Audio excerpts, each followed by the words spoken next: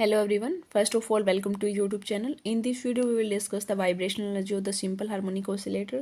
जो उससे पहले वाली वीडियोस थी उसमें हमने डिस्कस किया था कि कौन से मॉलिक्यूल एग्जिबिट करेंगे वाइब्रेशन स्पेक्ट्रम। आई होप आपने वो देख लिया होगा।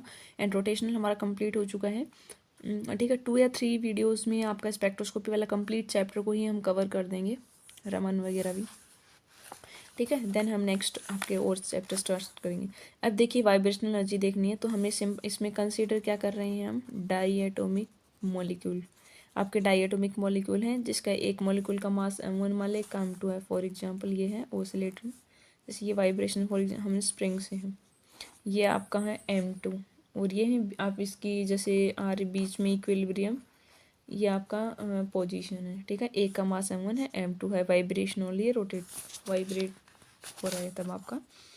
अब हम क्या कर रहे हैं, एक बार आप देखो स्प्रिंग देखा होगा आपने, तो स्प्रिंग जैसे ये है आपका स्प्रिंग को एक बार हम क्या दो वे हो सकते हैं उसके, आप उसको एक्सटेंशन भी कर सकते हैं और हम क्या कर सकते हैं कंप्रेशन भी कर सकते हैं। एक्सटेंशन मीन क्या करें, इंक्रीज करेंगे हमने, तो उसको खींचेंगे ऐसे, तो जैसे ये इसकी लेंथ इतनी है तो एक्सटेंशन में इंक्रीज हो जाएगी और कंप्रेशन में क्या हो जाएगी, डिक्रीज होती है।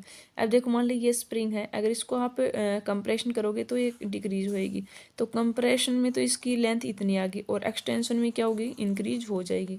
तो एक्सटेंशन में हमें इंक्रीज होती है लेंथ और कंप्रेशन में डिक्रीज। इस एक्सटेंशन में मान ली हमने R1 मान ली और इसमें हमने R2 मान ली।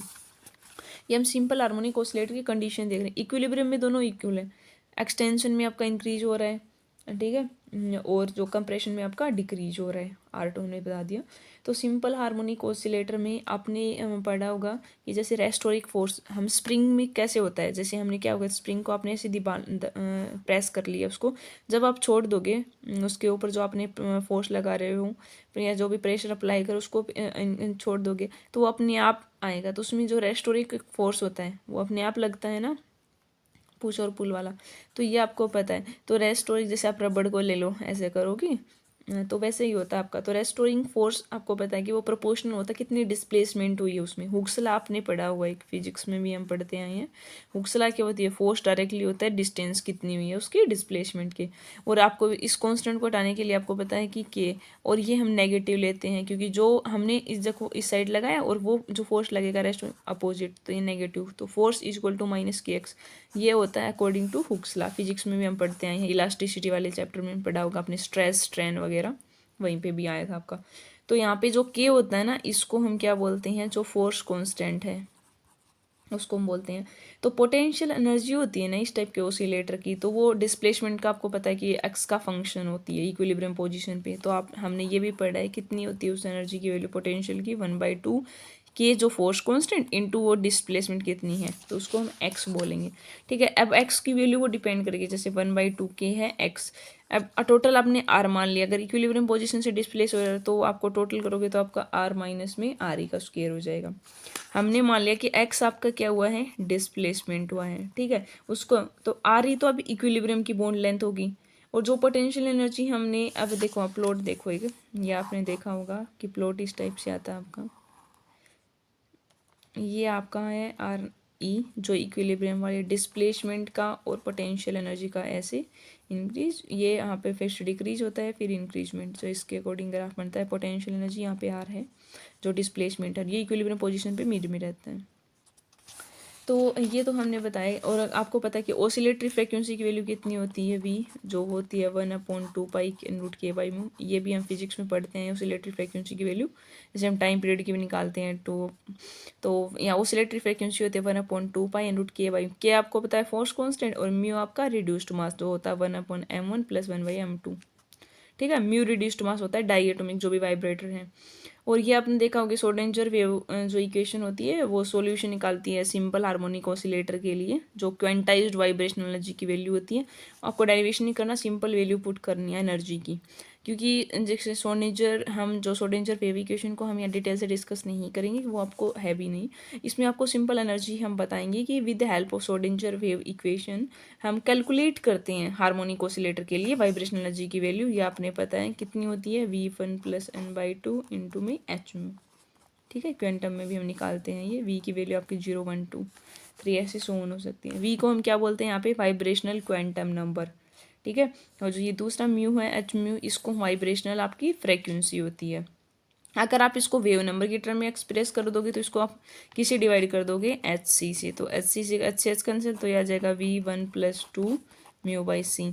आपको पता है वेव नंबर में होगा तो उसकी यूनिट होती है सेंटीमीटर इनवर्स। आप इसको V बाई सी को आप ओमेगा ई भी बोल सकते हो। ओमेगा ई आप ऐसे बोल सकते हो जो आपकी इक्विलिब्रियम वाइब्रेशनल फ्रीक्वेंसी है, ठीक है। तो इसको डब्ल्यू भी पुट कर सकते हो यहाँ पे। तो हम इसमें लेवल देखते हैं, जैसे आपका आप यहाँ पे एनर्जी ले लो और ये लेवल है जैसे V0, V1, V2, V3 जो सेपरेशन है। जैसे पहले यहाँ पे V की वैल्यू 0 पुट कर दी तो एनर्जी है 1/2, 1 पुट कर दोगे तो 3/2 आ जाएगी, 2 पुट कर दोगे तो 5/2, ऐसे सोन बढ़ती जाएगी। तो हम देखते हैं कि energy level simple harmonic oscillator में वो इक्वली स्पेस्ड होती हैं। देखो 3/2 1/2 में डिफरेंस 1/2 का, 5/2 3/2 में 1/2, तो जितने भी लेवल्स हों वो इक्वली स्पेस्ड हैं 1/2 के गैप से। तो टोटल जो एनर्जी का हम बोलते हैं 1/2 एच म्यू होती है, और यूनिट आपको पता है जूल होती है।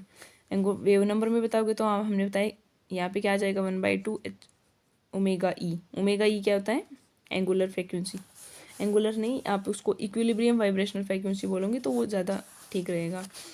तो हम देखते हैं कि मॉलिक्यूल की जीरो वाइब्रेशनल एनर्जी नहीं हो सकती, ठीक है, या हो सकती है। ये क्वेश्चन आपके माइंड में आता है तो यहाँ से हम निकालते हैं, ऐसे भी पूछ लेते हैं कई बार से, व्हाट इज़ द जीरो आपका वाइब्रेशनल एनर्जी की वैल्यू क्या होती है। तो जो जीरो वाइब्रेशनल एनर्जी होती है ना उसकी वैल्यू होती है 1/2 H mu. Means vibrational quantum number की वैल्यू जब आप जीरो कर रहे हो तब एनर्जी क्या आएगी, 1/2 एच म्यू।